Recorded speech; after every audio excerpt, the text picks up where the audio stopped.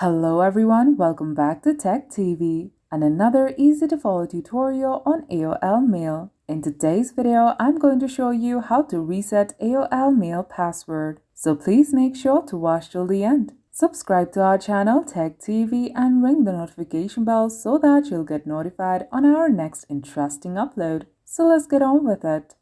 At first, open the web browser on your device and go to AOL.com. Here, tap Login or Join. Once you get to the login page, you must enter your username, email address, or mobile number. I will be using my email address. When done, tap Next.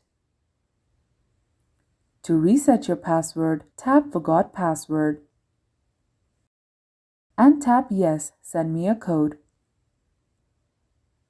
You will receive a verification code on your phone. So, enter the code and tap Verify.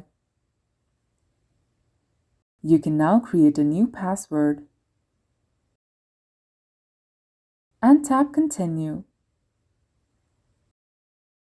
Finally, tap Continue to confirm. And that's how you reset AOL Mail password. If you liked the video, please leave a like and let me know if you thought it was helpful in the comment section down below. Thank you for watching, and I'll be back with more interesting tutorials soon. Until next time.